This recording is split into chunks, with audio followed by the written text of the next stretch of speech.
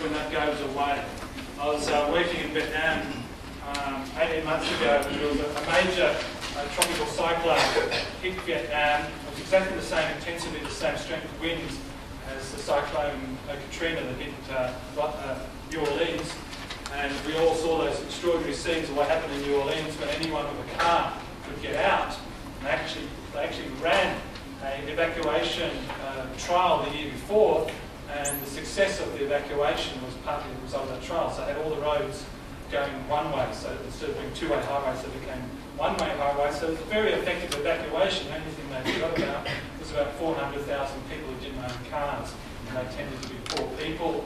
And there was a real breakdown of civil society in New Orleans as a result of perhaps a schism in society, and a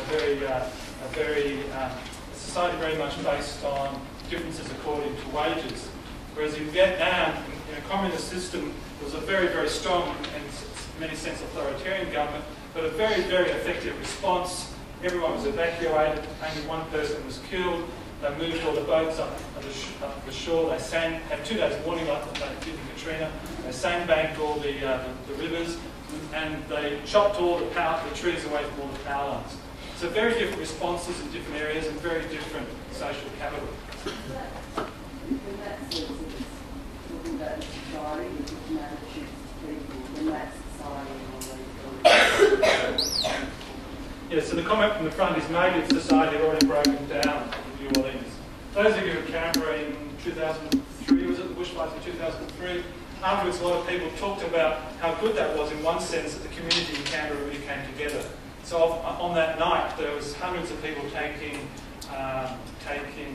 mattresses and clothes, and people lost everything. And there was quite an outpouring of social capital in Canberra at that time. Actually, I'll come back to that example. So what are resources? Just some definitions from the back row in blue. Yep. How would you define resources? Valuable substances that people use every day.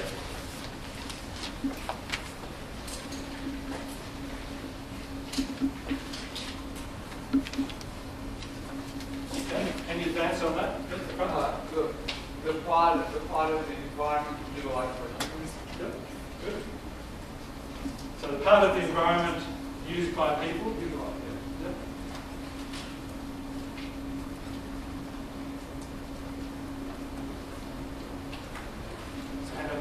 Any natural synthetic objects used to satisfy popular commercial needs.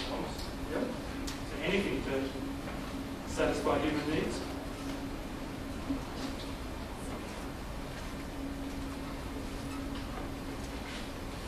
So resources are inherently defined in terms of people, it seems, in terms of definitions. I also like to point out that resources don't have to be something natural. It can be people, it can be books, it can be information. Yeah. So we can sort of talk about intellectual, social resources as well as natural resources.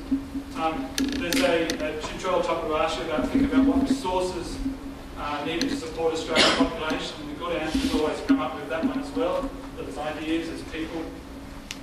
So, The difference between two types of resources, like a finite resource like oil or a renewable one. yep. Okay, so now we get into a really important point, which I won't try and capture for a moment, but resources have different characteristics. Some are finite, some are renewable. Okay, and obviously we have to have different ways of managing those. But then renewable ones have to be turned into finite ones. Yep. So just one more. Yep. Tools people rely on for our everyday life. The tools, yep.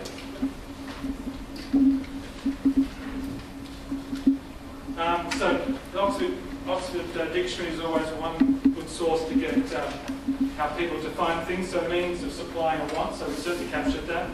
A stock that can be drawn down upon, so this idea of non-renewable and sustainable resources, and a country's collective needs for support, which could include the intellectual, the social, as well as the physical. So we have a variety of different definitions of resources, but as we go through the course, as you write your essays, I think the point coming from the middle of the floor was really important, about thinking about the different natures of those resources. Some are renewable, some aren't. We're talking about having economic measures to manage a resource. We're having about environmental taxes. We can respond in quite different ways. the same resource can be quite different in different places. So I'd argue that a shower of rain in Canberra is quite different to a shower of rain in Sydney. So in Sydney, if it goes into the gutter, it's going to go straight into the sea, and it's not going to be used by humans. So therefore, rainwater tanks make an awful lot of sense in Sydney and Melbourne in terms of capturing water. Rainwater tank in Canberra is fundamentally different, just because of the nature of where Canberra is. So the water falling in Canberra has a very different history to that it falls in. In Sydney, it's going to go down the river and be fundamental and be used often 7 or 8 times afterwards. So the same resource can be very different in different circumstances. So finally, what is the environment? We've been hearing a lot about all those things. You've all got a definition I asked you to think about in your learning portfolio yesterday about really short definitions of those 3 terms we've just been through: society, resources, environments, culture, Pacific. How has it been shaped by your past? This is quite a legalistic definition of what the environment is, but I put it up here because this is the main environmental act that determines how we manage resources in Australia. It's the Environment Protection and Biodiversity Conservation Act of 1999. And it has this very legalistic definition. The environment includes ecosystems and they constitute parts, including people in the community. So that's putting people into the ecosystem as part of the environment. Some of our definitions of the environment had people in, some had them out. Natural and physical resources, the qualities and characteristics of location, places and areas. So we're talking there about things like aesthetics.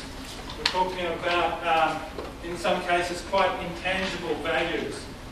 When you go to the National Museum as part of the first tutorial exercise, when you walk down there, I'll say more about that in a minute, have to think about what is the tangible and the intangible heritage of Australia. How do we protect that? And fourthly, the social, economic and cultural aspects of the thing mentioned in the paragraphs above. So the environment does have a social, a cultural and an economic dimension, even in this very legalistic framework, which is the overarching document in terms of environmental policy in Australia. As I said before, it's quite an interesting time to be interested in the environment. It's also a demanding time, because what you're faced with is an absolute tidal wave of information. When Alice and I were at high school in Canberra in the 1970s, issues about the environment were a real rarity. I was part of an environmental group at Lyme High School in the mid-70s, and we actually did this exercise of cutting up newspapers looking for items of the environment. We went through a whole year, we had about a little 24-page book of stuff on the environment by the end of the year. It tended to be things like rubbish in Sullivan's Creek and maybe an oil tanker hitting some rocks in Alaska that year. But you have a very different issue. You have a glut of information. I listened to Late Night Live on ABC Radio last night. They were talking about environmental economics. They were talking about whether democracy could cope with global change. It was a very interesting half-hour program. Every time you open the newspaper or the internet, there's material there about environmental issues. So what we're going to try to help you do during this course is develop some critical skills in sorting that great wealth of information out and knowing what are the gems and what is the rubbish. There's a lot of rubbish on the internet, but there are a lot of very credible sources there that we'll get you to explore. So one thing we'll be doing in the library sessions is particularly focusing on peer-reviewed journals. So there's a very, very strong expectation in university research essays that you'll be using peer-reviewed journals. If you don't know what they are, you will by the end of your tutorial next week, but they're things that are refereed, that are given the sort of stamp of approval by academics around the world from credible universities, saying this is serious, credible research. It's not something that some crackpot has decided to publish without doing any research or without having any